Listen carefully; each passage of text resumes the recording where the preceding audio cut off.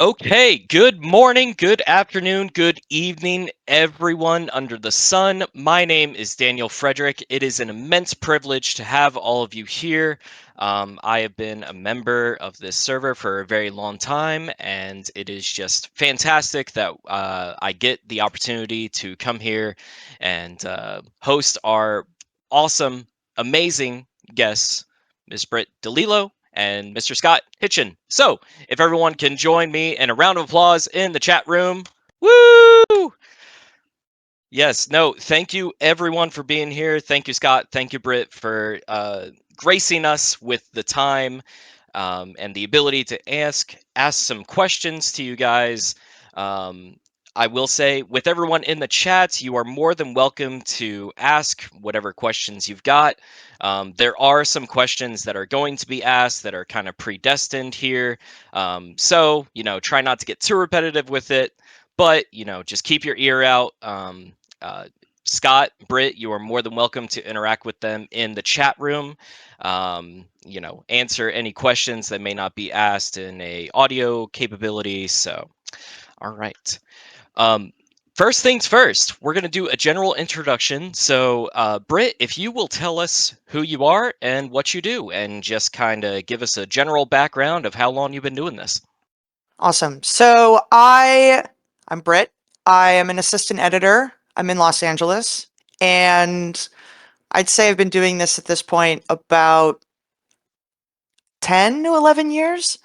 I've worked on a bunch of films, uh, big ones, big Marvel films, small indie films, documentary, did a little animation. I've kind of done a little bit of everything at this point.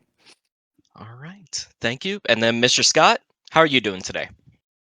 Yeah, so I'm Scott Hitchon. I was the assistant sound editor on Frankenstein. I actually ended up being credited as one of the sound editors through all the work we were doing, so that was kind of cool for me. But yeah, I've been, oh God, I think I'm on year 13 or 14 of my career. Wow. Started in commercials, ended up working at Technicolor here in Toronto as an assistant mixer, and then went freelance. And yeah, I've same as Britt. I've kind of done a bit of everything. Not as big as Britt, but I've done indies. I've done tons of TV shows, commercials, big movies, small movies. Just a little bit of everything as it goes. All right. And then, first question that we ask every single one of our guests here, and it's going to be asked a million times in the chat room, I'm sure. What are some of y'all's favorite movies? Or if you've got some movies or TV shows that inspired you to pursue the career that you have, feel free to share that with us. Any personal story that you've got with a piece of art that really resonated with you guys. Britt, we'll go ahead and start with you. Yeah, I have maybe the most random top 4 of Letterboxd ever. Yeah. It's Breakfast at Tiffany's, 2001: A Space Odyssey, Rio Bravo, and The Bourne Ultimatum, which makes no sense. But each of those movies, I'd say, in one way or another, contributed to my film journey over the years. Breakfast at Tiffany's was the one that kind of it saved me at a time that things were very dark in my life. 2001 just kind of blew my mind in terms of what you could do with technology and image and just a lack of overabundance, I guess. Born Ultimatum is just my editing wet dream. And Rio Bravo was a movie that I saw when I was a kid and is very near and dear to my heart and my family. And yeah, it set me down a very early path. But yeah, those are my big 4, I'd say. That's a fantastic top 4. It's nice, it's varied. I like it. Mr. Scott, what about you? I first of all, I love that Letterbox has made this easier for us. Um, So I'm just gonna do what Britt did and do that. Yeah. Yeah, I mine's kind of basic, but I kind of grew up with a not a film family on purpose, but I grew up with a dad who got into home theater before it was kind of mainstream. So like I grew up with having 5-1 sound in my, basement or living room wherever we had them set up at the time. So I accidentally grew up as a film person, but also kind of basic. So like my top four would be, I think, so I got two Ghibli movies on here. I got Spirited Away, The Wind Rises, Jurassic Park, and The Matrix. Oh, The Matrix is Um, such a good choice too. it's Fantastic choices. yeah. So Jurassic Park, because it's Jurassic Park, but I also found out as I was growing up, the first film I ever saw in theaters was Jurassic Park. No Uh, I way. was I was 3 when it came out, so I don't remember seeing it, and I'm pretty sure my dad probably shouldn't have taken me to see it. 3 years Um, old might be a little early, but yeah, we'll roll with it. Yeah. yeah, and then yeah, the I love Ghibli movies. Spirited Away, I think, was maybe my second one, but the first one I realized I was watching as a Ghibli movie, and it just blew my mind. I was like, this is so cool. It's like a dream, like watching yourself just walk through a dream with all these pathways everywhere off on the side of the screen. And then yeah, The Matrix is, I mean, it's The Matrix. I just, Yeah. that movie blew my mind. I haven't seen the newest one, but I do like the original trilogy. I know hmm that 2 and 3 aren't as strong, but yeah, I was just obsessed with them. So yeah, those are mine. Yeah. No, that's awesome. Thank you guys for sharing that with us and giving us a little bit of a taste of the background that you guys have. And then before we get into any technical questions, we're just going to preface this entire conversation, right? Where you guys come from different backgrounds. Britt, you've come from blockbusters. Scott, you're Scott. Is this like the largest production that you would say that you've been a part of so far? The probably most popular, but as hmm far as budget wise, I've done some other stuff on the same level.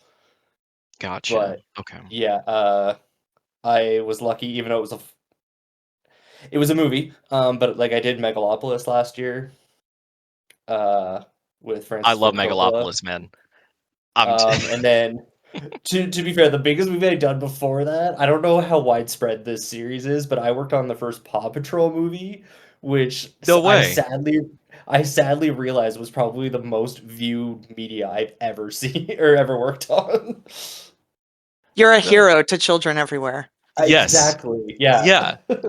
Hey man, children's media evolves, right? Yep. We're unks here, so we didn't grow up with Paw Patrol, but all art is completely valid. Regardless of the medium, Exactly. Yeah. regardless of the target audience. Every single piece of art has merit. It's all in the eye of the beholder, as they say. So.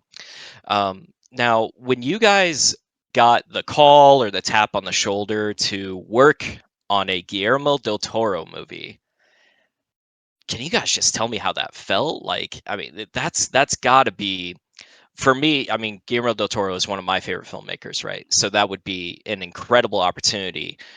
So how did it feel for you guys to even be approached with the opportunity to do this? So my editor, the editor of the movie, Evan Schiff, he, lucky bastard, his first film out of college was Pan's Labyrinth. So he, Bastard. yeah, I know, right?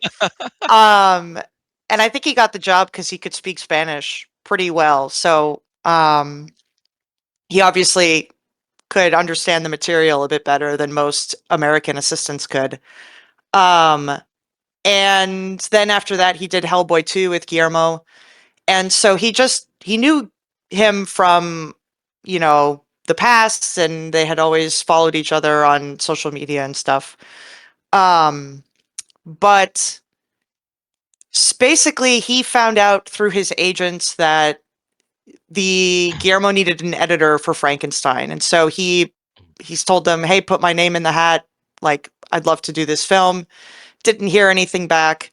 So he messaged him on Instagram. No, he messaged him on Twitter and was like, "Hey, I applied to be on Frankenstein." And Guillermo was like, "Oh, sure, great. Okay, come to my office like next week or whatever."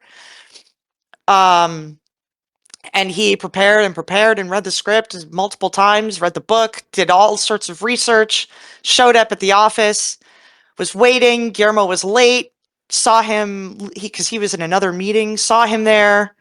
Guillermo left his meeting, was about to leave the office, and then the assistant was like, "Oh, you have an editor here to interview for Frankenstein." And Guillermo saw Evan, and he was like, "Oh, hey, Evan. Yeah, you're hired." and um, and I've been Evan's assistant since 2019, so it was kind of like if he's hired, I'm basically part of the package, so to speak. Yeah. Um, to know that I was going to be working on a film with him was a bit surreal. It also happened when we were finishing The Marvels, which was its own like head case of chaos. Um, so I didn't really have a lot of time to like sit and be excited about it because I had another movie that I needed to finish. Um, but I'd say it was pretty it was pretty special when you let it when I finally let it like sink in and be like, "Oh shit," like of course everyone has probably seen a movie that he's done, and he's just one of the few auteurs of this Yeah. current time, and it's pretty cool. And then Scott, how did it feel for you, man? Um, it was kind of interesting because I'm in Toronto, so he loves doing stuff here. We're very fortunate for that. And I hadn't worked on anything that he directed yet, but I worked on The Strain, which was a show he wrote, and so he'd be in every once in a while. And then I worked on Scary Stories to Tell in the Dark, which he produced. So I'd Yeah. met him, but I hadn't really directly worked with him yet. But in Toronto, when I went freelance, one of the, I guess, companies wrong, collective that I ended up working with as a sound editor was Sound Dogs Toronto, and they had done Shape of Water and Nightmare Alley, Mhm. Antlers, the Cabinet Show, at least some of it. So I kind of just, for the 2 years leading up to it, I kind of just was poking and making sure that next time he came around, I'd do it. So yeah, I kind of asked him like, "Hey, I heard, Frankenstein's coming around. Are you guys doing it? And can I be the assistant on it?" And apparently no one had asked yet to be the assistant on it. Everyone wanted to just work on it. And I looked out because, funny enough, the previous editor, Cam, who had done Nightmare Alley, we were down in the States working out of Atlanta, doing Megalopolis. And I could be wrong, so don't quote me on this. I think one of the reasons, schedule wise, that Cam maybe didn't vie for Frankenstein was because he was doing Megalopolis. Um, so yeah, it was kind of funny. It was basically with the crew that would be the sound crew on Frankenstein because it was the same mix team, same editors. So it kind of just followed them along, which was but yeah, it was incredible when they were like, "Yeah, you're hired for it." I'm like, "Oh, okay, cool. Oh crap, now I have to deliver." So yeah. Awesome. And then so did you both know that it was Frankenstein whenever you guys got the call? Oh yeah. I Yeah. like Yeah. Evan walked into our offices at Marvel and was like stood in my doorway and was like, "I think I got the job." And I was like, "Okay, cool. Okay, great. All right, I have things to do." Yeah, I was the same. Like they were, like I said, we were down at the all movie hotel that Coppola made, and they were talking about it in the mix room. They're like, "Oh, did you get the call yet? Like, are you okay? Yeah, we're already like everyone was talking about it, and I'm just sitting there like, I'm gonna be really dumb if I don't make an approach on this." But yeah, everyone knew. I think he was filming already, actually. By the time we were talking about it, I think Right. so. Britt was probably already working on it. I don't know when you guys started. No, I Evan started when you guys started filming or when they started filming. I came onto the movie in July of last year when we shifted production to the UK. Right, and then Um, we had gotten stuff. We started stuff in August. like the pre-design a couple months after that, didn't we? I think. Yeah. Yeah, because I think they were cutting scenes together, and I know that you guys sort of worked on a few set pieces. Yeah. Um, Obviously not things that were like all the way final, but obviously when you're cutting and putting the movie together, um, there's a lot of work done to add as much temp sound work as humanly possible. Sometimes sometimes picture assistants have to do all of that ourselves. Other times you get someone from the sound team early enough that they can start putting together maybe like certain design elements, or in the case of Frankenstein, it was like, here are these 5 sections that we want to have sort of like a full sound pass done so that it's it sounds great and it looks good and you can show it to executives or people when they come through. Awesome. And then, so with Frankenstein being one of the arguably most well-known classic novels that is taught in schools around the world, has been published God knows how many times. When you guys are tapped to approach the a novel adaptation as big as Frankenstein, how much pressure is there? How does it feel to even work on an adaptation of a classic novel? Uh, I don't I don't think I really thought about it.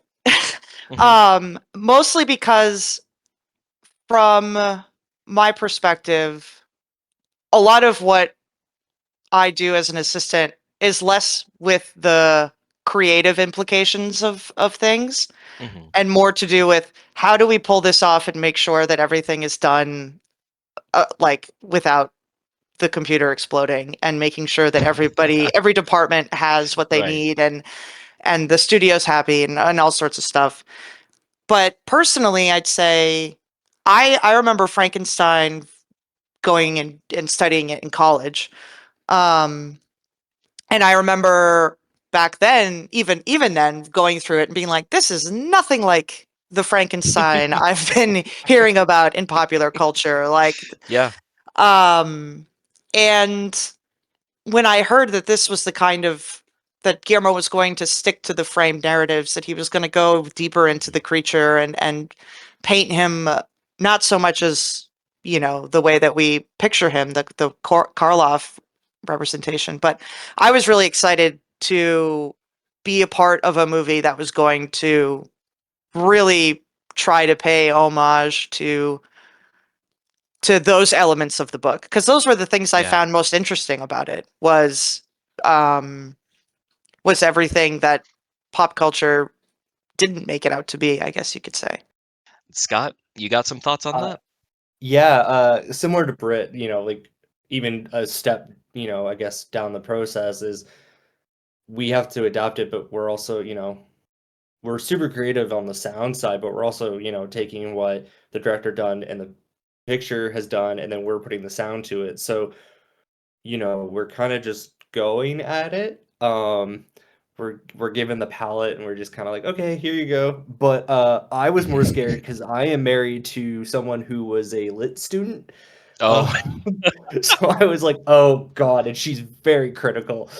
So I was like, this will be great. She loved it. I mean, Hmm. she had her takes on it.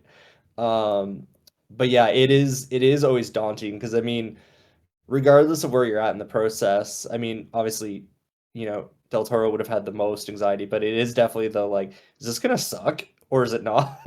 Right. Because it's hard. So, but I don't. I Yeah. personally am biased, but I think it came across okay. No, yeah, and I think that the overwhelmingly positive critical reception of this is just a testament to how well everyone did at every single step of the way. I mean, you guys are sitting at a 3.99 letterbox, and that's really, really good. So be proud of yourselves for being able to even be part of such a talented team and being able to bring a monster to life. Monster in the terms of the creature itself, but also just a Goliath of a passion project. Because Del Toro has had in his filmography many allusions to the Frankenstein mythos, the bond between the creator and the monster, right? But so just fantastic job. I think that you guys did, quite personally, my favorite adaptation of the novel. And Scott, it's funny that you mention being married to a lit student. My wife is a librarian, and she actually Oh. read she read Frankenstein very young and did not like it because she couldn't really connect with it quite yet. um, but Mm-hmm. but I will say that this inspired her to go reread it, and she absolutely loves the novel. So again, congratulations on everything that you guys have been able to put together here. It's truly been a fantastic watch. I've watched it myself 2 times so far, and I'm Oh, sure there will nice. be a Thank you. third and a fourth and a fifth. But yeah. So whenever we're gonna pivot into some technical questions here.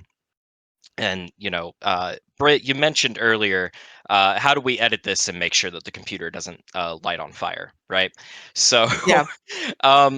can you guys talk about some sequences that were difficult in particular?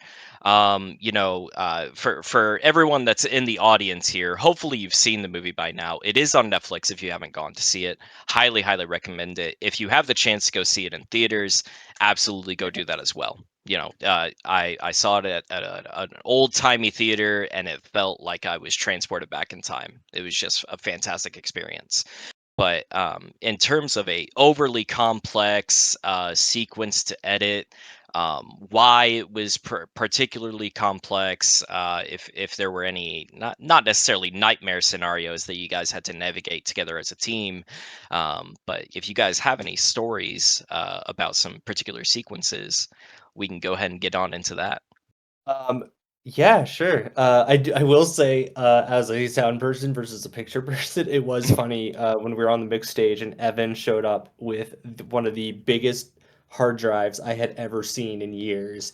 Meanwhile, I have an SSD drive that's the size of like, a lipstick container sitting on me with like the whole project, and he's got this massive thing, and I'm just like, man, for two departments that interact with each other so much, it's so different. Mhm. But yeah, and then I'll say, because our supervising sound editor, Nathan Robitaille, the creation scene, I think we all touched Mhm. that as far as the sound effects editors.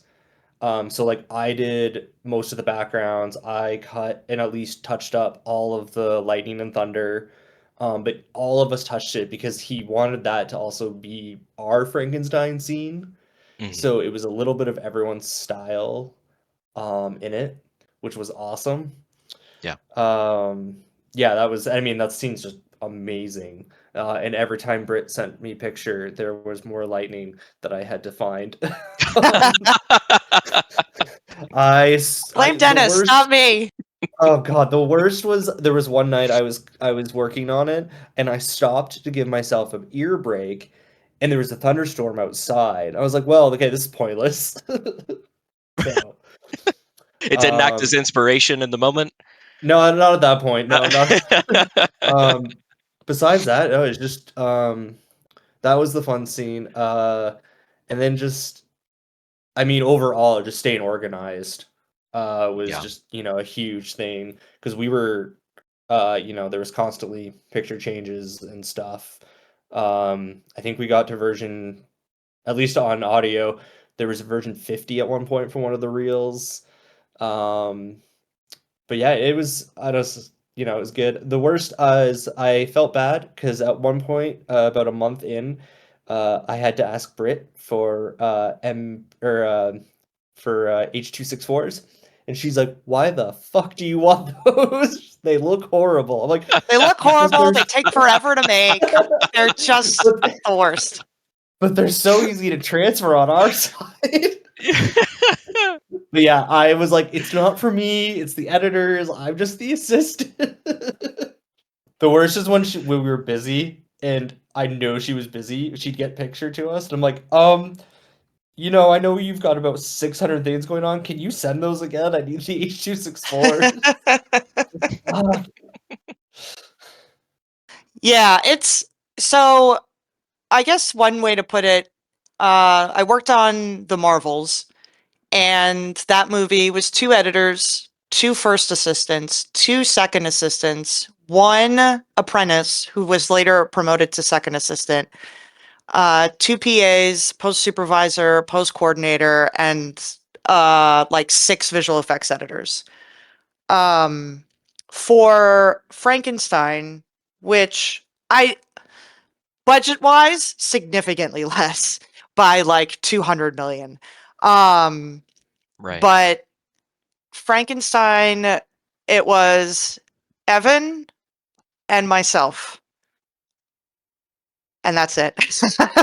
um, and we did have a visual effects editor in Toronto who worked exclusively with our visual effects company, which was Hern Hill, which is run by Dennis, who is incredible.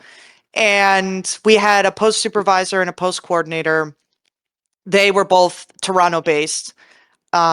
And we never, I think we only interacted with most of the Toronto team when we were there for the mix. But in terms of the movie, it was really just me and Evan. And then they had another assistant in Toronto for those first few months. Um, but working on this movie was so challenging for that reason, and Right. having to juggle like getting picture and getting stuff to Scott and his team, getting stuff to Company 3 for color, getting stuff to Netflix because they always wanted to see the movie, because they had to do things on their end for localization and dubbing and distribution and all sorts of stuff. So that to scoring, to the composer, to Foley, to marketing, like you Yeah. name it, somebody needs it, and all of that has to come out of the picture department. Yeah. To answer your earlier question about sections that were really difficult, I think the most difficult sequence in editorial was there's a montage of Victor kind of slacking off where he's hanging with Elizabeth and catching butterflies, and William is taking care of the building process of the lab. And that montage went through like, I don't know, 50 different iterations of like this scene over here, well maybe we'll add this scene gets rearranged over that way. And it wasn't that any of the versions didn't work. It was that every time you changed them, it obviously gave the sequence different meaning, and it emphasized a different aspect of the story, or Yeah. about Victor, or about his relationships. Um, so Guillermo was constantly coming in and being like, let's lift this scene and put this scene back in, and then let's add the beginning of that take to this shot, and then so it just kept morphing and morphing and morphing. Which, much to our chagrin, meant that the music under it, the bistro scene music, kept changing and oh changing and God. changing. Oh. So, so we were constantly having to like, obviously, when you change the edit, you have to adjust the music to hit the certain beats and to end at a certain time. So it like everything kind of has to morph with the picture side, and everything, all the temp work starts with us. So we were constantly like rearranging and moving things and adding things and whatnot. Um, Same with the lightning. Every single time we got new lightning, I would get a ping and be like, lightning at this new shot, lightning on this new shot, lightning on this new shot. Be like, oh, god damn it. Okay, let me open my bin of lightning effects and find something else to throw in here. Yeah. The for that bistro scene, on top of the music, we had a Guillermo was very specific on how he wanted the feet, like the dancing to Oh something too, on yeah, top of that. the feet. Oh, okay. So every time that they changed it, you could just hear the groan resonate through everyone. And it's not because it was bad, and we are all willing to do the work, but it was just the like, ah, crap. Like, okay, let's figure this out. Yeah. Gotcha. Yeah, And and there's a that I was gonna say, just Mhm. coming off of it, I think uh and I think I can't speak to every director. Obviously, I've never worked with most of them, but I really love that Guillermo, even when it comes to sound work, was so specific about what he wanted to hear and the Yeah. quality of the sound of the like soundscape. And I remember, I think your first spotting session, or one of the spotting one of the spotting sessions we had really early on, he was just like, Foley, everything, hyper Foley, just every creak, every clothing movement, it has to be so dense and rich, even in scenes where it's like, there's two people talking, like, what are you talking, it can't be that difficult. But there's just so much work done on the sound side. You guys did such an amazing job. Oh, thank you. I mean, back to like, I just finished a movie my last day yesterday on a different movie, and I missed Brit through like tons of it because the organizing. Brit's fantastic. Like, yeah, one of the best I've worked with. So That's awesome. That's awesome. Yeah, thanks, guys. So and Britt, just to kind of bounce off um a, a statement that you just made, where you've worked with a lot of directors at this point, right? Yeah, Um, a good chunk. how does it yeah. feel to work with Guillermo del Toro versus the other directors that you've worked with in the past? And obviously, you don't need to name drop or anything like that. I don't know if it was a more pleasant experience, a more hard experience due to the size of your editing teams, et cetera, et cetera. Yeah, I'd say the one Guillermo is, first of all, he's just a genius. Yeah. Completely, he's everything that people make him out to be. He's incredibly generous and kind, and um, knows exactly what he wants in a way that is both refreshing and frustrating. um, because he's so specific about what he wants that if it's not done in that way, um, not that he's flashes out, but he, I don't know how else to say it, but he knows what he wants. Yeah. And that anything short of that is unacceptable. Mhm. Um, Compared to other directors, I think that's a quality that is hard to find, especially unless you're one of these guys that is just, like I said, these auteur sort of institutions within the filmmaking industry. Um, I think younger directors have a difficulty like committing to certain decisions. Not necessarily the big ones, but I mean even the small ones. Guillermo Yeah. has an answer. He knows what your job is. He knows very loosely how to do your job. And if you don't do it right, he will tell you how to do it. Um, and not a lot of directors are like that. They kind of do they stay in their wheelhouse, so to speak. I think one of the biggest things, so during production, all right, a normal movie, editorial starts during production. They shoot, and then the next day we get the footage, we organize it, the editor works on it, and then you do that for a week or a month or 6 months, however long the movie takes. You maybe see the director. They may come in, check on something, ask a question or two, but generally you like never see the director during production because they're doing production stuff. And, there's like this idea that you don't want to see the assembly before the editor's done putting it all together. And then after that, the director comes and they do their director's cut. Guillermo doesn't do that at all. Guillermo wants to see yesterday's footage before he shoots the next day. So in both Toronto and the UK, we were starting at Guillermo wanted to work on the cut 2 hours before call time. So if call time was at 7, Guillermo would show up in editorial at 5 a.m. and want to work on the scene that again was shot the day before. Right. Which meant that I can only really speak to England, or I can only speak to the time in the UK, but basically we would get picked up by our driver at 3:30 in the morning, and he would hand a hard drive to me, which had all of the dailies from the day before, which were processed overnight. And we would go to our trailer, and I would bring all the media in. Evan would try to cut something together as quickly as he could, and then Guillermo would show up. Then they'd work together. And then 7 o'clock call time, whatever comes around, Guillermo would leave.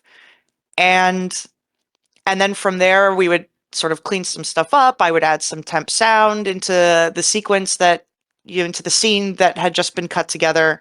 Nothing like super crazy, but it obviously has to play when you're watching it.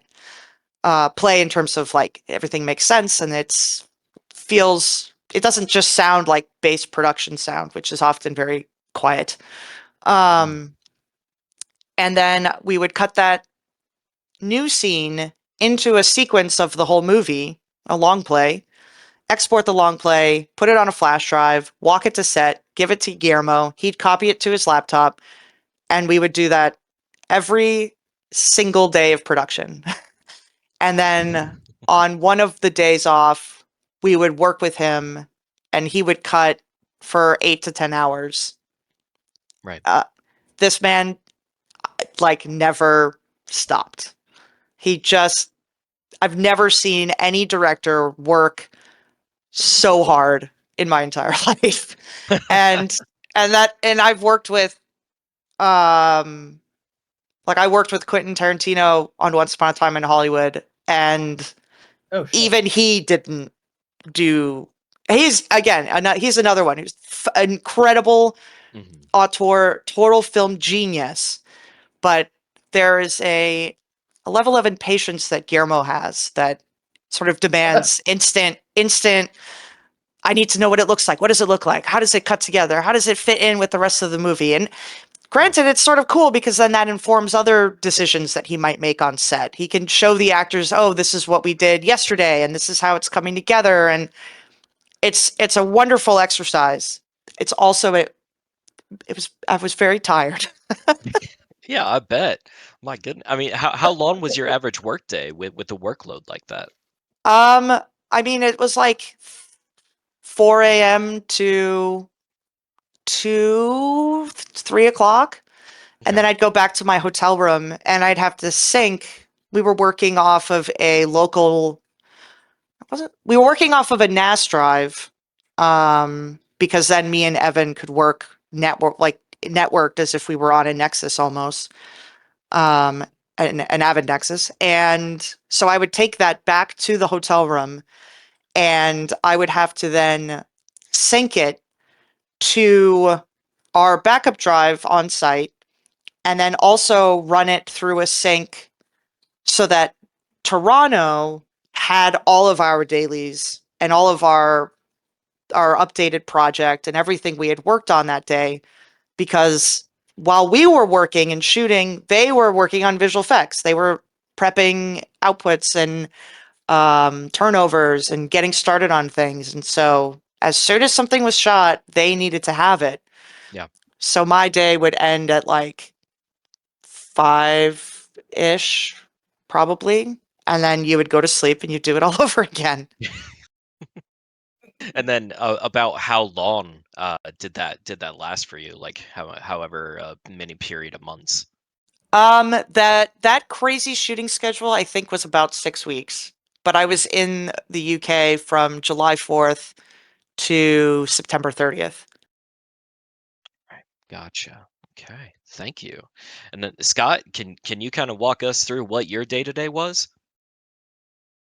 Yeah, just to echo what Britt said, he is insane. I've never worked Hmm. with. I mean, again, yeah, same. I've worked with a bunch of directors, but he knows what he wants, and it's not just he's just so good at it. I've never worked with a director who comes in and he's like, "I want this," and I'm like, "I don't even know if I've thought of that when it comes to sound." Like he's incredible. Yeah, I It's remember insane. so you remember when the oh, I don't know whose idea this was, but I'm stealing it for forever. So you remember when Captain Anderson is like gets up and he's walking slowly towards the door and it slides open and it's the officer and then they go out on the ship and he's like the men they see him in the mist he's alive and when the door slides open really quickly it's I think partially a door but it's also a shotgun blast which is what Yeah. gives it that like literal Mm, very explosive yeah. sound Yep. which I was just like I've never thought to do that in my entire life. That's fucking genius. He loves his shotgun sound and not just and it can't just be like a shotgun you gotta put in, but he loves that impact. Like Yep. I just know because again having the team that was on it did, Nightmare and Shape. Um yeah, he loves that, but his attention to detail is insane. Like I remember so like my when I so sorry, back to the actual question. Yeah, my day to day You're okay.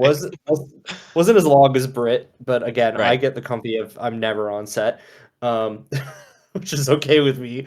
Hmm. Um, so yeah, we'd start getting picture at some point. So at least for me, because I started as the assistant, we'd get picture, and then I also get all the sound rolls from set. And my first big task is to take the EDL, so the edit decision list from Brit and the sound rolls, and I basically have to spit out a Pro Tool session Mm. that takes all the sound rolls, finds all the takes that was used in the edit, and then makes me a session for the dialogue with all the mics and stuff. Um, so then I have to organize that and get that to the dialogue editor. So that's usually my first, couple days or a week, depending on how messy it is. Because sometimes you never know what they've done on set, just because of time.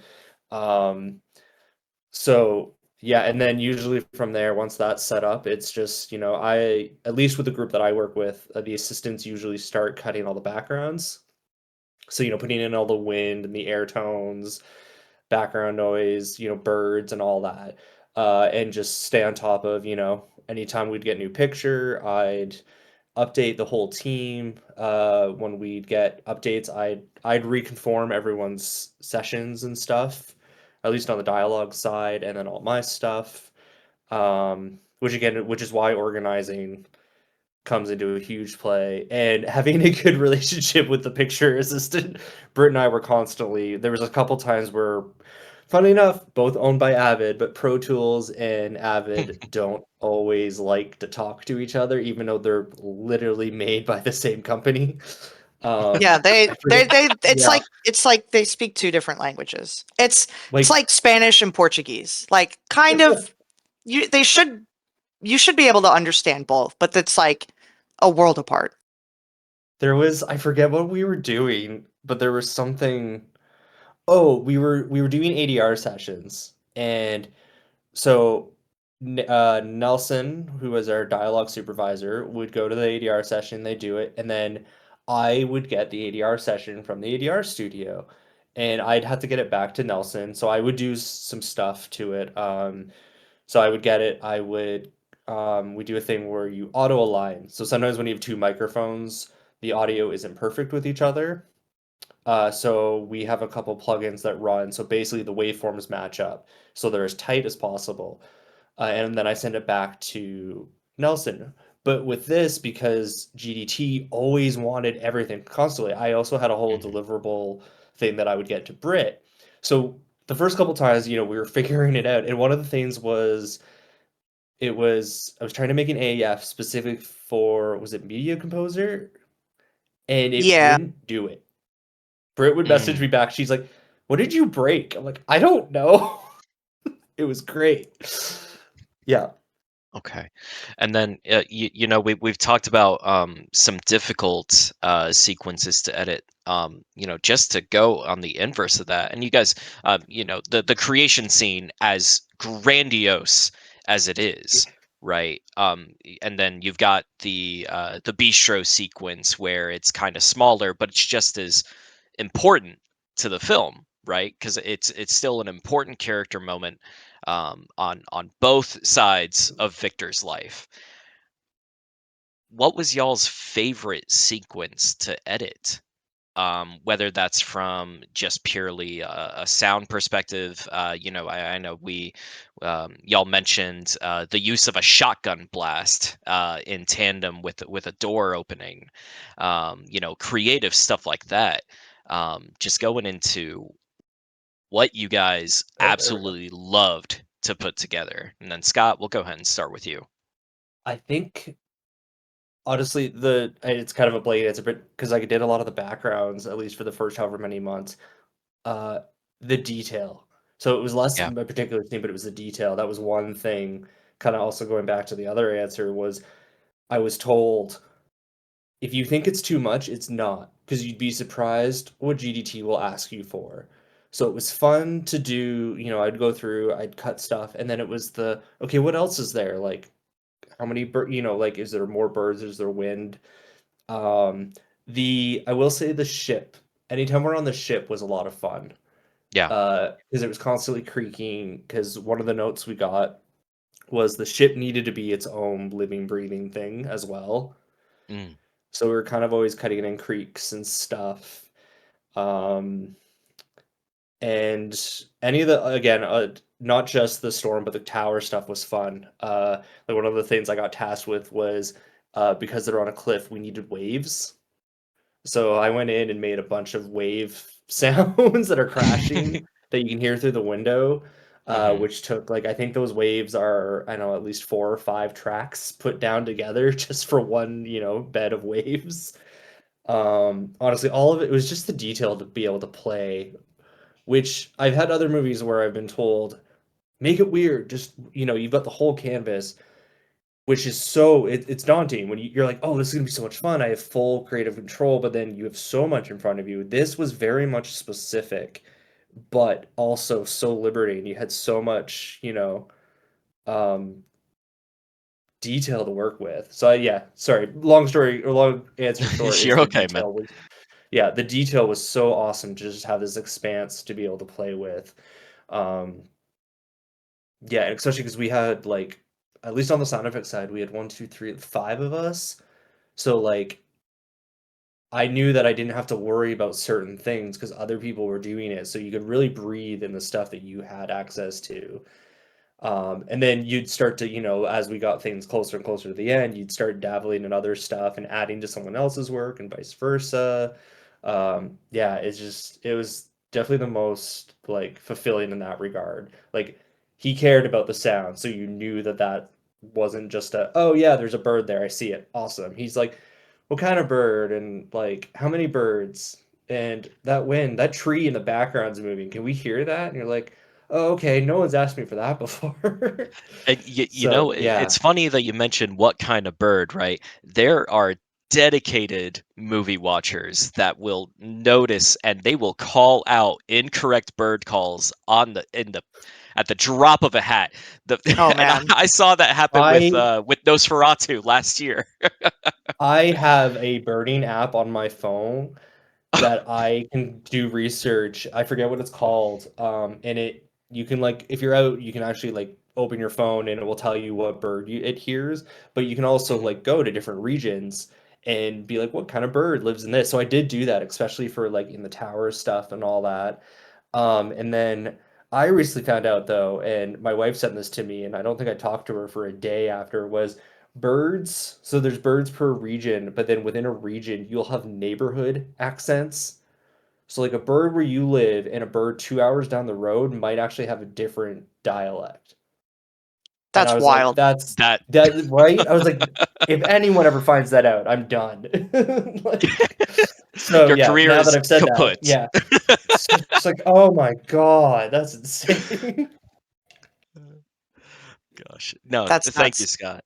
And then Brit, I mean, you mentioned the bistro sequence Yeah. and the sequences with Elizabeth and Victor getting to know each other and forming a you can speculate whether it's unrequited love or anything like that, but and that was a complex scene to put together because he constantly wanted to change things, but was there just a string of really good sequences that you guys were happy with that didn't need that much revision, or just a really pleasant experience or scenes that you felt like you had the pleasure to Yeah. work on? I think from the time that I started to about the end, the the body assembly montage Mm. kind of never changed.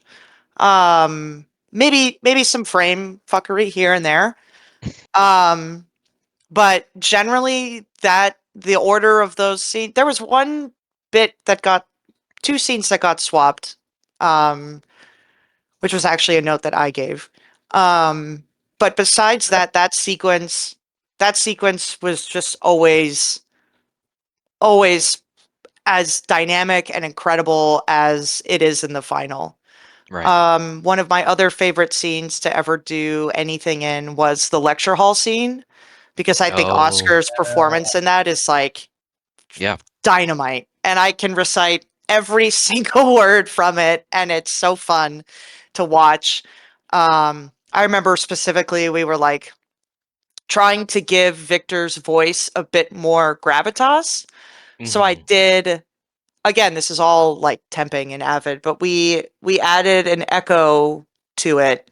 But then I also did a separate mix down of all his vocals and at just like cranked the bass up and low passed it like crazy and then had that as like an additional bed underneath it just to give his voice some more like heft. Um that scene was always really fun to play around in. I think I didn't I didn't do a lot of sound effects work, not as much as I usually do on a movie. I think again because the sound team kind of went in and took care of a lot of the major stuff, the creature creation and the opening fight scene, and so a lot of stuff was kind of had like not fully put together, but it was pretty meaty by that point. Um, but one scene that I had to temp myself was when the batteries explode, Oh. um, which Mhm. is a miniature with a lot of visual effects fire because you can't really light that much fire in one Right. place.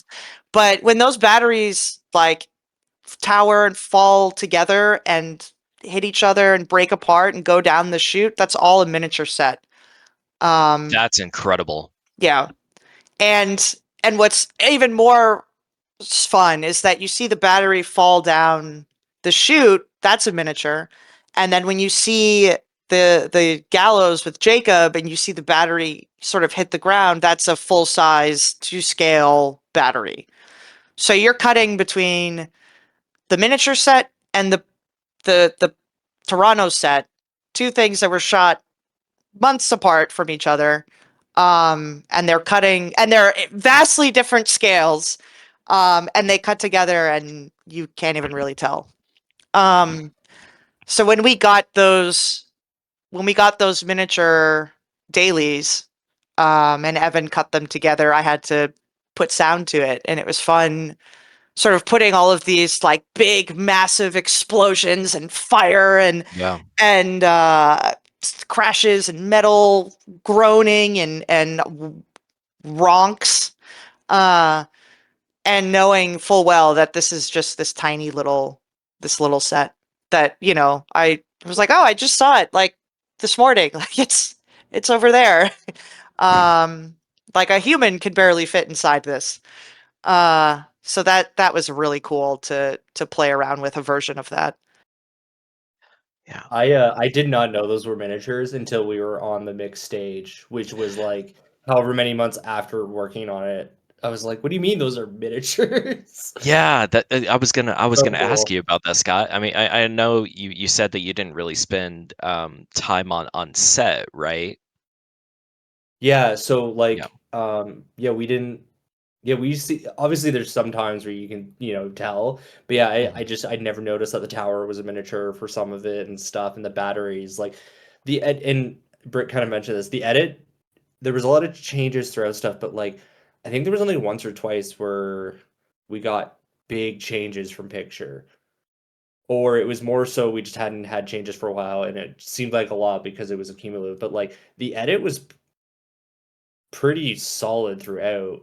And Yeah. yeah, it was crazy. I've worked on worse where it's like not worse in the sense of the edit was bad, it's just lots of changes. Yeah. Yeah, like I said, I think most of the repeating changes came in that Mhm. bistro scene. And then a lot of it was like a couple frames here, couple frames there. Guillermo Mhm. was very committed to trying to shave as much time, trying to shave as much fat off the film as humanly possible. So you would go through and it'd Yeah. be like, okay, we've cut 30 seconds today. We've cut a minute today. We cut 15 seconds today. Um, and there were two times when we had a big I'd say there were only two times that we had like very dramatic changes. Once was after we got notes from James Cameron, and once Mhm. was after we got notes from Alfonso Cuarón. And Mm. besides Yeah. that, I would say most of the movie was like pretty much pretty not the same. Again, obviously there was always you're shaving stuff down, you're trimming, you're adjusting, but like the backbone of that movie and the order of scenes more or Yeah. less never changed. Yeah, yeah, and I'm glad you hinted on that or touched on that just now, because the next question was was there something like truly heartbreaking that you had to just leave on the cutting room floor despite you really wanting to keep it in? It doesn't There have to be like really, you it's even if it was a smaller thing where you were really a fan of it, but it just couldn't be kept in for time purposes. I'd say some of the things that I really liked were there was a wide shot that we had of the the house that see the where William's wedding is. Mm, hmm. There was a scene of the exterior of that house with like guests coming up the stairs, like horse-drawn carriages, like fire illuminating, snow covered everything. Oh. Um, Okay. it took like there's an issue with the snow on set, so they with the snow blower, so they had to by hand dress it. So you had people with like Epsom salt just like putting it all over the exterior of this massive mansion. Um, and it's a short scene. It's like maybe two setups. William walks down the steps, says something, and then goes back. And I really liked it because I thought it gave the movie a little bit of scope. Because we're Mhm. in interiors for so much of it. It was Yeah. nice to be outside something and be like, oh my God, this like big, massive castle almost. Um, and we just cut it. Oh, and there was another scene. So it's after the hanging, Hmm. the gallows, and Victor's like walking through the market and he sees Elizabeth and he follows her. There's a shot of him walking towards the cathedral, which is the St. Giles Cathedral in Edinburgh. And then the inside is actually a cathedral in Glasgow. But anyway, Oh. yeah. There was a entire scene of him going through a market and it's raining and it's in that Yes. space outside of that cathedral in Edinburgh. And it was like again, tons of these like stalls completely dressed with like to period, 100 extras, rain, Oh, rain pouring, like yeah. they all this blocking. Um, and my partner came out to visit, and I got to bring her to set. She got to see it. It was like, oh my god, this movie making, wow. And now that scene is 4 seconds. Oh, yeah. And there's and that wasn't necessarily something that I missed, because when you cut it, you're like, yeah, it needed to be cut. Like it didn't add anything. But also you're just like, holy shit, like all of that work and time and effort, and it's just gone. Um, but I'd say overall, there wasn't anything I was truly sad to lose, because at the end of the day, you're in service of the overall story. Yeah. And it's Yeah. a very common knowledge among filmmaking that you have to kill your babies. And Right. it's just, it's not about that one shot or that one scene. It's about the whole film. And if it doesn't work for the film, then get rid of it. Yeah. Yeah. And, it's good that you bring that up. The kill your babies, kill your darlings, turn of phrase, right? Um, it's noticeable when a director and a editing team don't do that enough. That's Oh where yeah. pacing issues come in. The audience starts to fall asleep and everything. So this just goes for both of you. With the delicate, this is just my guess, but the pacing would be the seems to me on the outside one of the more difficult things to kind of get right as an entire team. And thankfully, you've got Guillermo in your corner who kind of knows exactly what he wants and will tell you, right? But and it doesn't have to be just about your work on Frankenstein, but um, how does it feel to try to balance that to get the pacing perfectly right? Like, if you can kind of put that in layman's terms. I mean, the movies that I've worked on that I've either edited, or helped cut, or Mhm. sequences that I've cut, you just I mean, part of it is you just keep going at it and you keep working on it. You want to also make sure that you see it in the context of the overall film. A scene might work great by itself, but when Yeah, you stick it between two others, the context completely changes. Suddenly it might feel too fast, or it might feel not fast enough. Um, Getting into it might be take too long. Getting out of it might take too long. Um, and I think when you come to the right when you come to the right pace, it's rhythmic, it's almost musical, yeah, the how the dialogue will flow. Or maybe it's kind of like a horror movie or something with high energy, that you want it to be sort of a disjointed pace. um you want it to feel right within the context of the film, and you want it to, I don't know, you just sort of when it works, it works. I don't It's so hard to yeah, explain. yeah, When you find the right sequence of shots and the right length for all of them, it really it'll tell you when it's right, because you'll feel it. You'll be like, "Oh, okay." Like it, yeah. it works now. It's so feeling based. Um that Yeah. Awesome. Um, okay. And then Scott, I don't really know if you had any thoughts on that. Obviously, you're in the sound department. But so you've got your whole other slew of um challenges, so to speak, right? And you've already kind of talked about it with trying to get those darn bird calls correct, and constantly having to check yourself, and just does it kind of translate the same to you whenever you kind of enter that flow state? I think that's what we'll call it. Yeah, I think that's actually what the actual term is too. Like people Yeah. enter a flow state and they just work, Yeah. and Hmm. it all just happens. Yeah. And then, oh, and Scott, you also mentioned that you need to take ear breaks. Someone in the chat did ask a quick question about that. They just, Yeah. so what is an ear break, and does that get incorporated into your flow state? Ear breaks more just, and I'm sure everyone's got their thing. We just call it ear breaks. It's just your ears do get tired. Yeah.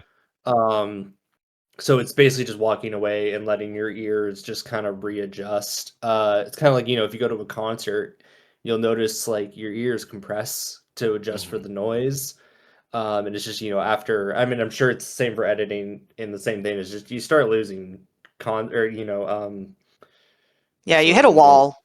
Yeah, and you're just like, I don't even know if what I'm doing is making sense anymore. And we're in such a weird, which I think is why I love post, is we're creative, but we're also very technical. So it's you hit points where it's like there's some tasks I could probably do for 14 hours if I had to, but there's other tasks where I'm like, no, you hit your stamina, especially on the creative side. Um, so yeah, it's mostly just, it health too. You just walk away for 20 minutes or here and there, Yeah. take breaks. So it's no different than taking a normal break. We just call it ear breaks because that's usually why it's I feel like I'm not hearing this right anymore. Right. Um, Yeah, totally. yeah. I will say, as far as pacing, it was a lot of fun, especially on this movie, because it was such a high level to watch the little changes that would be made. Because there is, like Britt mentioned, the outside the cathedral. It was a gorgeous shot. We had also done that, like that had gone to us in sound too. So we had cut it, we had done stuff in our edit, and then all of a sudden it was like there's a whole thing that's gone. What happened to it? And it's really funny because even though it's picture that gets that thing, depending on where you're at in the process, we've done work in sound. So we had, soundscapes and sound effects, and it's just gone one day. And you're like, oh, okay, cool, awesome. I will say though, the best is, and this is again an organized thing, always keep what you've done. 'Cause there was a Always. couple times, Yeah. yeah, there was a Yeah. couple times where we had designed or, like, edited something, and it was gone, and then it would come back, but what we had done was approved at some point, so you need to find it. So, like, copies and copies of sessions, always. Yeah, and that Um, that that yeah. happens on the picture side too. Like you just Mhm. keep everything, and even for visual effects, visual effects would start on a shot and they'd work and they'd work and they'd work and they'd work on it, and then at some point that shot is dropped, and you're just like, all right, goodbye, goodbye Yeah, shot. And but sometimes they'll keep working on it and try to finish it because there is that chance that it'll come back. And if it comes back at the 11th hour, it needs to be ready. Yeah. Um, like I remember Marvel's, oh my God, so much work started and thrown away mercilessly. Yeah. I think at one point the ending had gone through three different complete visual overhauls. Um, so you're talking teams of people prevising and working and compositing and all that stuff. Hmm. And then one day it's just like, it's gone. We just have to start over. yeah, there's a sequence that got taken out at one point that a lot of us, like, it was gorgeously shot, and it was just fully gone. I think it was after he had sat with Alfonso. Um, Hmm. Probably. yeah, and I remember we were like, "What the heck?" And it worked. It really changed a part of something in the movie, and I was like, "No, it makes sense." And to Britt's point, is like it was gorgeous. It was a cool thing, and on its own, it would have still worked. It being taken out, you're like, oh, okay, yeah, I see why that decision was made. So at least for me, it was really fun to watch these minute things or even chunks change. And you see that, but there's just because of the teams and who it is, it was really fun because you knew that every decision had a idea or a thought. And not to say he'll totally remit and go, you know what, that was dumb. Let's put it back in, or let's, do this Yeah. instead. I know on I wasn't on it, but I think on Nightmare, it was either Nightmare or Shape. There was something that he had asked for sound wise, and they did it. And they were on the mix stage, and he's like, "What the fuck's that noise?" And they played it, and he's like, "Why is that there?" And they're like, "I think you asked for that." He's like, "Oh, take it out." Like he has no quarrels about that. He's like, whatever. He's not precious about anything. No. If somebody says take if somebody gives him a note, if he tries it and likes it, it's like, all right, cool. Like I think when we started in England, before we shot anything, any of the UK stuff, I think the movie was like maybe 3 hours. Yeah. So he had to trim a lot and cut out a lot, and it was never, he never shed a tear over it. It was like, whatever we got to do to make this the best movie that it can be, you know, just cut it or change it or remove it or fix it. Like, yeah. I remember he asked the Foley people like 6 different times for a very specific kind of silkiness. Do you remember that, Scott? Yes. He Just was like like that. this very specific silkiness, like Yes. just yeah, very specific, man. But He at one point with the silk, I forget where we were, and he joked because again, most of the sound team were Canadian, so was the Foley team. And what did he call it? He's like, "What's that?" He said something like, "Is that shitty Manitoban something silk?" yeah, We're just like, "What?" but also it so we a funny aside. So again, we Yeah. were talking about how everything is intentional, and he's very detail minded and very dedicated to everything. When we were making the subtitles for the movie, the ones you see on Netflix are specific to Netflix's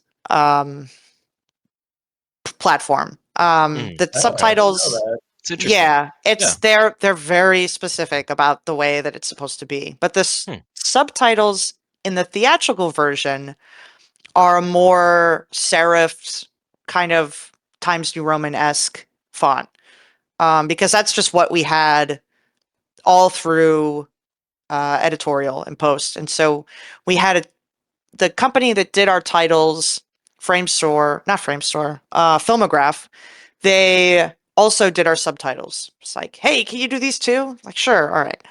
And they came up with like 3 or 4 different looks for the subtitles, like different drop shadow or whatever, just Yeah. sort of like, hey, here's what we did. Like, let us know which one you like the most.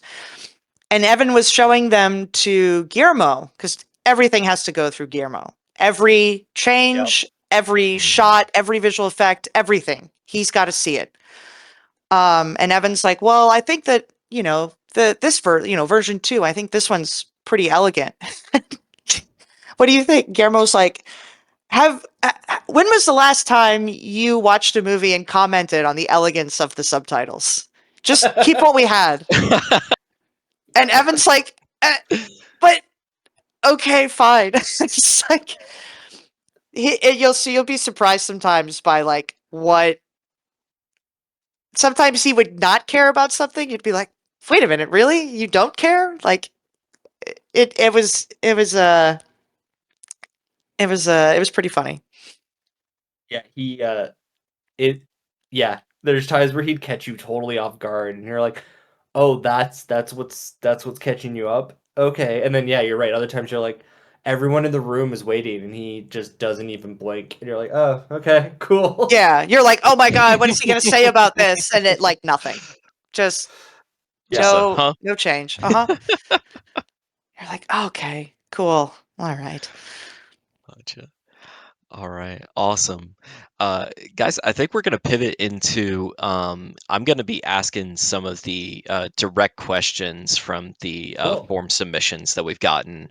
Thank you guys for everything that you guys have talked about so far. I certainly hope that everyone here is enjoyed interacting with you guys in the chat. I see you guys asking some actually really good questions in there.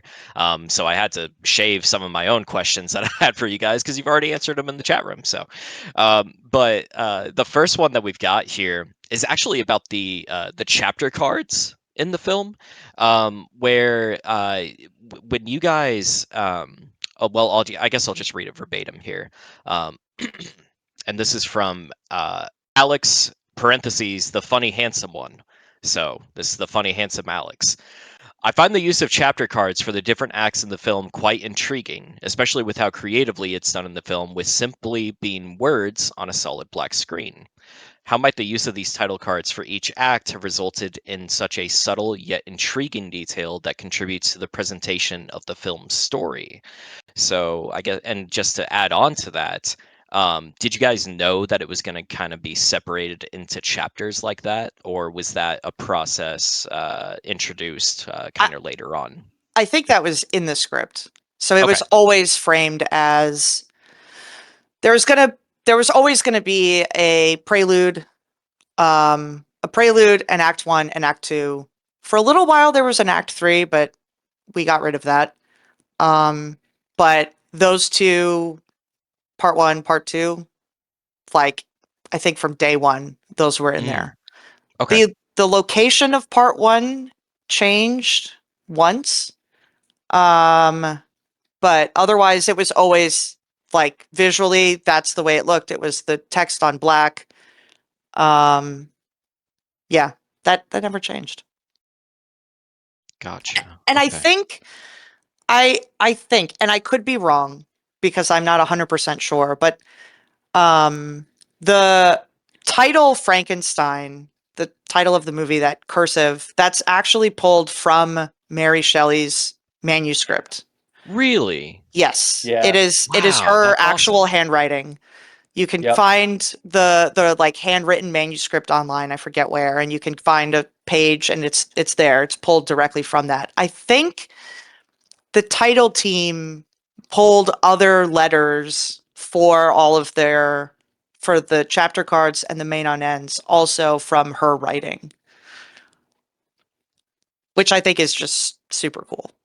I didn't know that Gotcha. about the chapters up, but I knew about the title. But I mean, it makes sense. They are similar. They do look similar. Yeah, I think that's what they did.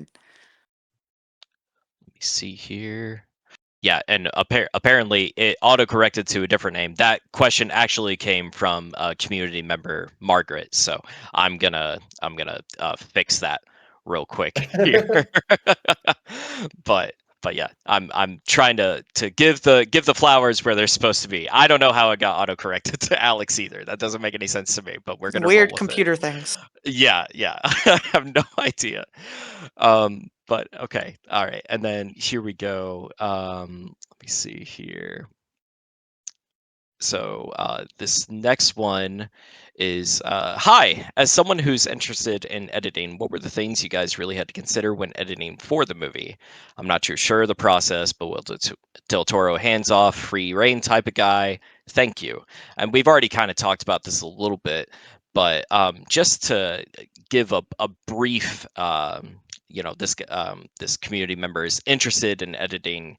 Um, what are there any like general things that you need to consider whenever you're trying to pursue that kind of path? Any tools or skill sets that really need to be developed? Um, all of them. Eh, I will. I guess I'll speak very quickly in terms of the. I'll try to relay the process that I think was taken on Frankenstein with like generally. Um, when it comes to editing, because they're asking how it was like uh, cutting scenes for the movie. Is that what I'm interpreting? Yeah, yeah, Yeah. I think first and foremost, whenever you get dailies from a director, the first task, first cut, you should try to tell the story that's in the script. When you're assembling, you're not going to take, weirdly enough, you don't take any major editorial liberties with the way things are. There might be some room to experiment, but you want to make sure that every line is included, every scene is cut in, regardless of how you feel it might be relevant to the overall movie. You, on an editor assembly, want to make sure that everything shot has a place in the film, so that when you're done shooting, you can look at it all as a complete piece and just sort of then you can start moving forward. And on a scene by scene basis, I remember somebody a long time ago telling me, like, the footage will tell you where it wants to go, what it wants to be. So you'll watch footage and you can kind of get an understanding of, all right, I should start in this wide, and then this character moves over here, and then I'm gonna kind of go from there. I think with Guillermo, his shooting style is so deliberate that it makes it, I think, if I had to guess, I don't want to put words in Evan's mouth. It made it very easy for him to, once he got into the rhythm, to sort of understand what Guillermo wanted, what he was maybe thinking about when he shot a certain angle or got a certain setup, and he could kind of understand what his intention was, based on just, again, watching footage. And Guillermo is a single camera, doesn't shoot like he does. He shoots single camera and Yeah. very, very deliberately. He has a very Okay. deliberate style. The camera's always moving and always kind of shifting around in a scene. So it's a very different experience than working with a director who shoots like 5 cameras that are running constantly with really long takes that are like, then it sort of kind of becomes a little difficult to understand what the intent is. But I think when it came to Frankenstein, Evan, by the end of it, could cut a scene together really quickly, and he needed to, but he could do it because the footage was so informative when it came to how the scene should be put together. Hopefully that makes sense. Yeah. In terms of like wanting to get into editing and what skills to work on, that was part of the question as well, right? Yeah. Yeah. Yeah, I think one of the biggest things that editors don't focus on, ironically enough, is sound. Okay. And when you're it's half the movie. Sound is half the Yeah. Yeah. movie. Yeah. Absolutely.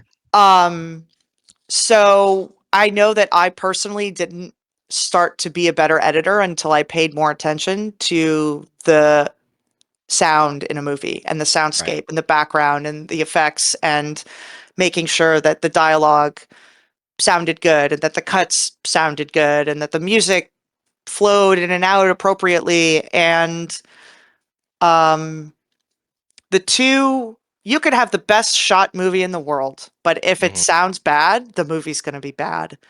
um Hey. and vice versa, like they go Yeah. hand in hand for a reason.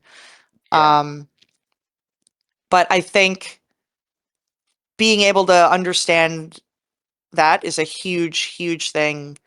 um and I guess the only other not the only other advice, but another piece of advice I would give is to like understand tempo.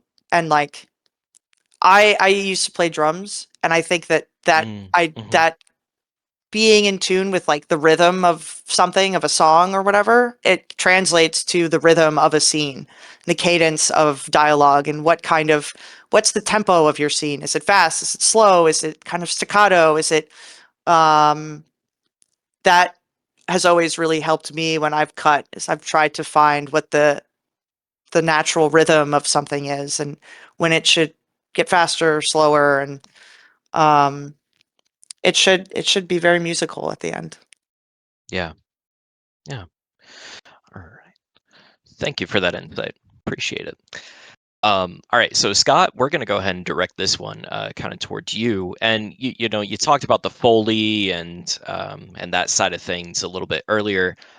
This is from Kiri, who asked, "What is the creative process like working with sound effects on the movie? How do you visualize that sound while working on the effects, or do you? I know you've been working in this industry for a number of years, so does it kind of just come naturally to you, or?" Uh, a bit of both, yeah. Especially because at least on uh for sound, there's so many like because you can not everyone does everything, right? Like Yeah. I'm more of a sound effects editor. I'm not a dialogue editor, and that's its whole own thing. Mhm. I'm also a re-recording mixer. That's actually like, however, I was a mix assistant for a long time. So, anyways, you learn different skills, but yeah, some of it is you see it, you put something to it is the simplest answer, but that's step one. As you get better, you start to go, cool, there's a door, I need to put a door. But then is it a wood door? Is it a wood door hitting a wood frame? Is it is it a cheap door? Is it a rich door? Is it an old Mhm. door? And you start to really get into the minutia of the details. And then think there's I this. I think I saw a sound editor once or like an interview and they were like the thing that we fear most isn't the big elaborate sound design. It's what sound does that door make? Yes, 100%. And like I just did another show since we've done Frankenstein, and I wasn't the main sound effects editor. I was, for lack of things, the support editor. So basically, they would go through and they'd give me a list of things that they wanted me to cut, and a lot of it was doors, and it really is. It's like, oh God, what does that door sound like? Because especially, when someone bashes through a door, that's easy. It's a lot of, boom, boom.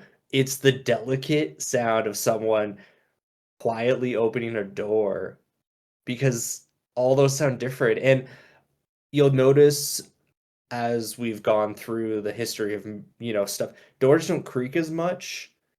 Like that's just stylistically something that's changed over the last however many years. Because we can all think of a door, and the first thing you think about is, the creak of a door, but it's changed a lot. But you really start to get into the details of it. And one thing too, once you get better at, okay, there's this door, it's wood, it's this, and you got that down. But then you get into the story part of it. Mhm. Is it a horror movie? Does it need to creak? Is it a um is it a drama? Is it whatever? Or again, cheap door versus rich door. So if you're in a really high-end condo or something and your door sounds cheap, you've taken away from the story. Sure, the door is there, but now you've given a weird, an earworm that now that condo or whatever is poor, Yeah. which if it's supposed to be, the person's a CEO or something, like it's really weird how sound can dictate where you're going with something. Because we're taking, something that Brit would do, and then we're adding that extra flair to help the story along, which is fun. So it's been interesting again with this because we got so many different changes on the picture to see, okay, we're their story, and then we're adding to it to help it go along. Because we can take a scene that's slow in picture and then make it fast with sound, with things that are off screen. Yeah. So it's really fun to do that. And um yeah, I don't know if I'm just tangenting now to answer the question. It No. is, you start to learn more and more, and it's also just Yeah. experience. The Yeah. biggest thing too I've learned is don't be precious. Like I mean, I was lucky, I kind of learned that early on, but it's someone's gonna, sound is so subjective. Someone's gonna love something you did, and then the next person's gonna hate it. And it's not that it's wrong, it's just they don't like it. So, you Right. know, you get used to, just taking a shot. And but that's also the fun of it, is getting the chance of like, oh, okay, why didn't you like that? Okay, let me try this. Obviously you're gonna, it's humans with humans, so you're always gonna have different relationships, but like Mhm. you can really get into some details when everyone's on the same page and trying stuff. Yeah. So, I love but yeah, working just with sound. experience and trying things. You kind of learn your style and what works and what doesn't work over time. Yeah. Yeah. Awesome. Yeah, Sound is And so then fun. yeah, and I'm glad that you mentioned is this a horror movie? For all intents and purposes, Frankenstein is a horror story. It's a sci-fi story, it's a horror story, right? It's about some I think I lost you all unimaginable again. things, but it's also especially if you read the novel, there are multiple points where you might be moved to tears at how beautiful of a story it truly is. And that goes into this next question from Sophie. Hi guys, I just wanted to ask, what was Guillermo del Toro's guidance on balancing the horror and the empathy of the book into the sound and the edit? If you guys can try to think of any particular sequences. I mean, the first time that we see the monster, I mean, that's you see that glint in the creature's eye, and it is terrifying. So, did he have any insights on how to bring the horror and the empathy from the book into what you guys were able to accomplish? I don't really recall. It's weird. I never felt that this was a horror film. And I Same. can agree that like Yeah. the beginning of it, there's a lot of tension and this creature's storming through and throwing guys off boats, and um he is very intimidating and menacing, but there was just I personally never felt scared watching the movie, maybe because I just knew Yeah. that this was not going to be a typical horror film. It's No. Guillermo. There's no way he's just going to tell us the same story over and over Mhm. again. If anything, I always felt more like the creature's definitely intimidating, but I never felt that Mhm. he was horrifying. If that kind of makes any No, sense. makes total sense to me, and I think that's a testament to Jacob Elordi's performance as well, to be able to um, play the creature in such a way where, yeah, he's on paper, right? It's supposed to be this monstrosity, right? This taking the decomposed body parts of various people and putting them together and then making life out of it. That's a But horror story on paper, yeah, but but like so not ironically, but to play against type, like the scene of the yeah. body being put together is almost joyful. Like, Yeah, it does it's have that yeah, it has that it's music with it. It's it's very got this, joyful. Alexander's waltz, which from the beginning it was always a waltz. Yeah. So Um good. and Victor's like almost floating around Yeah. carrying, severed arms and playing with the tendons in the hand. Mhm. Um, so much of the film isn't telegraphing horror because you have all Right. of these choices musically, costume wise, set design, sound, picture, lighting, all of it. Um, it always read to me as a drama. Now, Guillermo might say something completely different and have a more elaborate answer. Unfortunately, I don't know what he would say. Yeah. I can only speak to my own experience on the film, but uh, yeah, it's crazy. Yeah, I Scott, did you have any never. insight on that? Yeah, I'm kind of the same. I never viewed it as a horror. And to be fair, again, being married to a lit person, I had a very interesting thing when we found out I was working on this, because like I never viewed it as a horror. Like I always went into it and thinking of it as one of the, it's sci-fi. It's one of Yeah. the original Yeah. sci-fis when you look at it that way. Um, and it is like, I mean, if you want to look, and maybe it's just a different viewpoint, because there's Frankenstein and then there's Hollywood Frankenstein, but like I mean you can look at it as it's generational trauma too. Like Yeah. Victor had a very at least in our movie, is very cold father, and he as soon as he had his creature in front of him, he instantly, within like a whatever the time frame is, it gets very much the same. It's like, oh, you learn nothing. Yeah, uh I think it's like weeks. He yeah. says weeks Yeah. past. Yeah, and it's just like you know, like on the simplest thing, and not to break it down to this, but like all the creature needed was some love and attention and Just give him some a Yeah. hug. right, like, and it was really fun to watch that because, but yeah, I never. Obviously, there's a couple of horror moments, but I think it's Yeah. gorier than it is scary at Yeah. moments. Yeah. Yeah, for But sure. yeah, I definitely just love the I don't know, it felt more like what Britt said. It was more of a drama than anything. It just drama hidden under a, you know, gorgeous, fun sci-fi movie or, Right. you know, horror movie, however you Yeah, want to like a put it. gothic period piece. Yeah, that's actually a good way to say that. Yeah, just to piggyback off that, I mean, you know, like I said earlier, it's a horror story on paper fused with sci-fi, but it's truly like you guys were saying, it's a drama and it's got a lot of heart to it. Both the original novel and this adaptation in particular, especially with the introduction of Elizabeth being a more prominent character in this version.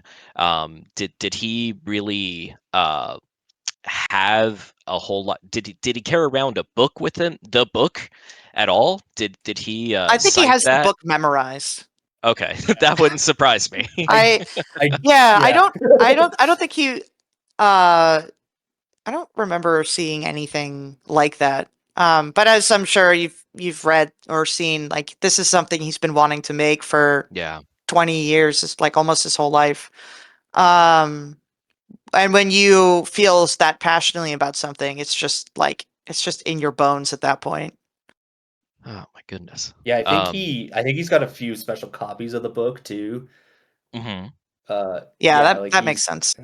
yeah, and I think I just saw this recently actually on social media. He's got like a massive Frankenstein head in one like his house that he uses for writing or whatever. Yeah, at Uh, Bleak House, I yeah, think he has an yeah, entire room just with Frankenstein stuff. yeah. Um, all right, and then this comes from Jewel. Did you have a different process creatively when editing for digital release versus 35 millimeter release? No, the 35 was just printed off of our digital version. So they made a 35 print based off of the the DCP, basically, the digital theatrical version. We did not shoot on film. We didn't cut on film. Mhm. And it's sadly something that a lot of movies will do. They'll shoot everything digitally and then they'll just do a film out and then they make a collection of prints and then those go to theaters, whatnot. The only guys who like really, really, truly use film on a consistent basis are Nolan, Quentin, Yeah, and PT. And I think they shot film on Sinners as well. Yeah, Um, they did. but it's like a very, very, very, very, very rare. short list. Yeah, And even then on Once Upon a Time in Hollywood, we shot on film, but we cut the movie in Avid. So we cut it mhm. digitally, but then we had a team of two assistants who were conforming the movie into film on the side. So everything would be done in the Avid, and then I would basically give them an assembly list, which is literally just a list of every single shot in order and how long those shots need to be. And they would put that together. But no one, nothing on Frankenstein was done on film, which is sad, but you know, Yeah. it happens. It's still and even with it not being shot on film, it still looks gorgeous. I think Oh that this yeah, is one of the Dan most Oh, yeah. Dan is a visually fucking stunning. genius. Yeah. I'd love to hear more about the template, in which I'm assuming is Pro Tools, especially And the routing, and that comes from Ryan. oh, okay, yeah. So yeah, everything we did was Pro Tools. To be fair, the only time I run into non-Pro Tools in the industry is composers. Okay. Um, musicians and composers are usually it's you know you can run into different DAW software. But as far as like the mix stages and what we edit in and mix in, it's Pro Tools. I've been using Pro Tools since I was in college. Um, so yeah, it's all Pro Tools. And the routing obviously is always different because you run into more complicated routing when you get onto the mix stage. So for editing, we're kind of just, we just have a bunch of tracks for editing. We have a couple of things going, tracks will go to another track. That's one thing. The big thing is on the mix stage because they're, mixing, they're using reverbs, a lot more Hmm. complicated plugins.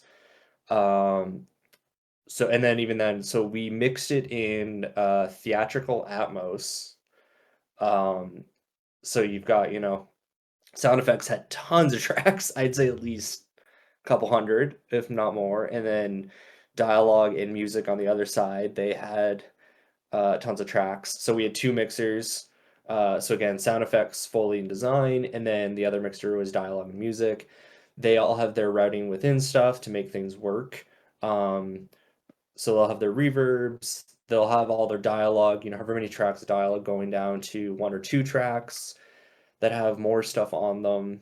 Um, Kind of you're going from lots of tracks to less and less tracks to, control. And then that all goes to a third computer, Yeah. usually, which is the recorder, as we call it. And that's usually getting the output from either side. So usually, bare bones, you're usually the two mix systems are usually feeding sound effects, dialogue, and music. So those are the three stems you get. I think on this we did dialogue, music, backgrounds, Foley, sound effects. Hmm. And yeah, that's, and again, it's in Atmos, so you're 712. So you got your three speakers in the surround, you got your sides, or sorry, three speakers in the front, your left, center, right. You got your side surrounds, and then your rear surrounds for your 7.1, and then you've got your ceiling for the Atmos. Um, so yeah, and then I think we spat out so there was Atmos, and then all those you spit out all of your different deliverables from there. So your 5.1, your 7.1, your stereo. Um, and then obviously there's usually we call it a near field, so it's more so what you'd hear on Netflix, which is a bit more, it has a bit of a spec on it. Uh, so yeah, I don't know if I answered that question okay enough, but yeah, the routing can get complicated on your mix session because, like I said, you're constantly taking more down to less, so you can do finessing. Um, you can do stuff on your like the raw track of the dialogue or edit a Hmm. track, and then all of those can go down to another track, which you could do more of a mastering stuff on. So like if you've done a scene and everything's like, okay, all the dialogue, I've done what I want to each individual voice, but the scene overall is still kind of muddy. You can go through and, EQ out maybe a bit of low end or something overall from all your tracks. Um, yeah, it can get very in the weeds when you get down Yeah. to things, which I love because, like I said, I spent years being a mix assistant, becoming a mixer, and it's fun when you can take something and just keep working on it at different levels, and then go back and oh, actually, it all sounds great except for this one line, so you go back to a smaller track. Yeah, Yeah, Awesome. your tracks are crazy compared to ours. I'm seeing in chat Margaret talking about doing a DCP from Premiere. We did a lot of Mm-hmm. DCPs ourselves on Frankenstein because it's cheaper to do it yourself. And I can't I can't imagine what it must have been like doing that from Premiere. I hate Right. Premiere. I'm so sorry. All right. And then we've got a question from community member Cyber, who asked, when you make the assemble cut for the film, was the bias on the script or on the footage more? Follow up, how much pickup was there after the assembly cut? No pickup. We did not No do any pickup. additional photography at all, which was oh, awesome. When you I because Guillermo was editing with us every single day, um, there was like I said earlier, you generally when you're doing an assembly, you go by the script. Like Mhm. every scene is included, every line. You put the movie together as close to what the script is telling you is possible. I mean, there are probably some exceptions here and there. Like if it's a scene that's written like it's an improv kind of moment, or like for example, Once Upon a Time in Hollywood, when Rick is in his trailer and he's like freaking out. He's like, you suck," and like threatening to blow his own head off. That Leo's performance is improv. So the script might say, Rick has a meltdown in his trailer, but obviously the footage is going to take you on your own journey when you get it. And it's not going to follow exactly what's maybe written, but generally you want to make sure that the written sequence of events is represented, again, because that's the best way to kind of then go and say, okay, what do we need, what don't we need, does this scene work here, etc. When it came to Frankenstein, again, because Guillermo was working with us all the time, he could almost instantly see if something was working, if a shot was Okay. working, if a line was working, and could maybe not necessarily, I don't, he wouldn't remove scenes, I think, in some cases, because you wanted to see sort of how the nature of filmmaking, you're not shooting in order. So you might have one scene, but the one on the A and the B side might be missing for weeks. But I think, there was some actual like editing going on when he was working with Evan, just based on how the scenes were coming together. And you typically don't do that kind of work until the director's cut stage of post. Right. Gotcha. Okay. Awesome. Well, guys, we are coming up on the 2 hour mark here. I really want to thank you guys for chatting with me, chatting with the community, being so open and loving with the technical questions. It is very clear that you guys absolutely love what you do, and I congratulate you guys again on such a fantastic job. Seriously, from everyone here, we are so thankful that you guys could join us today. The very last question that I'm going to propose to y'all, and then we'll move from the event stage into, and you guys don't have to come if you want to, but for the community, if you guys want to, we'll go ahead and we'll move over into one of the public voice chats up in another, as a kind of a wind down after this last question here. But, and just we ask this to every single guest that we have. What's that number one piece of advice that you got for people that want to Oh, pursue film making career in any aspect? Just the one thing that's helped you the most. Oh gosh. hmm. I know it's a loaded question, so if it's more than one thing, then by all means do one more. Keep going, I guess. I had one person tell me, and it's super cheesy, but I kind of liked it. Was this is an industry you don't want to do? It's something you have to do. So it's cheesy, but like if you want to do it, you're Right. gonna do it, and you just keep going. I mean, and I say that, I mean, I feel very fortunate in my career, um, but it's just keep trying, keep practicing, keep going, just go and always learn. The moment you think you Yeah. know everything, then yeah, just leave room Yeah. for the rest You of don't. us. Like just Yeah. I think yeah, like mine yeah. is my big takeaway, or one of them is, yeah. Someone told me way, way, way long time ago, remain teachable. Yeah. Yeah. And that could be in terms of technical stuff. It could be in terms of theoretical stuff. It could be in terms of, how to manage other people on your team, how to deal with the politics of a studio. Just always be open to learning how to do something differently or better or Right. new. Awesome. And you, just to add on to that, also Yeah. not just as I've learned over the years, not just in your department either. Like the fact that Britt and I would sit on the Slack channel we had for the crew and just try to figure out problems together made things easier.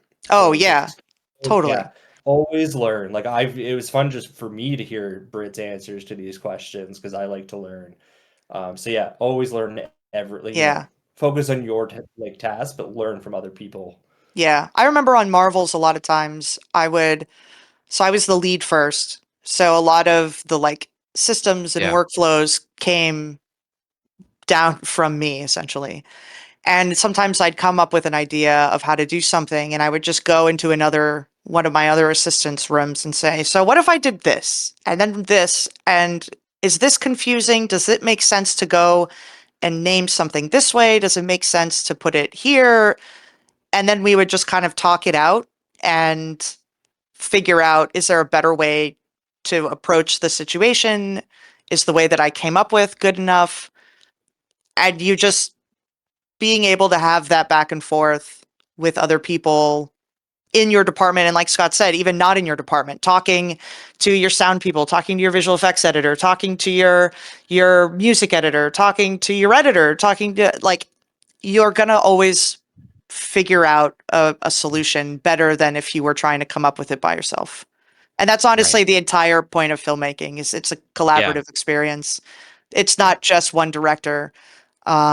It's it takes a very large village to make a movie. Right. Yeah. No, thank you guys so much again. I know I'm gonna give you guys a round of applause. Don't know if it's gonna come through. Woo! But no, seriously, you guys have been an absolute delight to chat with. I will be more than happy to do this again with you guys on any future projects that you've got. I hope that it's been a pleasant experience for you guys. Britt, I know I've this had is a the second blast. time that you've been Britt, this is the second one that you've done with us, so I really appreciate you coming back and chatting with us again. So we're gonna wind down here, guys. We're gonna move over into public voice chat, which is kind of near the top of the server for a more informal chat. Britt, Scott, you guys are more than welcome to hop on in there if you'd like to. Cool. Otherwise, I really hope that everyone here that was able to participate and stick with us through this couple hours had fun, and let's go. Let's pivot over. Sorry, I'm really bad at outros apparently. My goodness. You're doing great. It's all good. Yeah, it's all good. All right. Thank you. Yeah, thank you Yeah, guys thank so you much. everybody. Thank you for Yes, thank having you us. all. I love that you guys sort of have this platform for people who are film fans and aspiring filmmakers. Definitely would love to come back in the future. Yeah, let's Yeah, talk about I would that definitely. Marvel's production. Dude, Yeah, we would need like 6 hours, Let's do it. yeah, but I, We'll I I'd get love that would, down. to. I We'll definitely. get that down the pipeline. And then Scott, anything you guys want to talk about, we'll be more than happy. You guys just let me know. I'll be more than happy to do that. Yeah, thank you. And also thank you for Brit for bringing it up because it's not always us like at a certain level that gets to do these talks. We're there, we're in the room with Yeah. them, we get to see it, but it is nice to get the chance to talk. So thank you. Yeah. Certainly. All right, guys. Again, thank you so much. I'm gonna go ahead.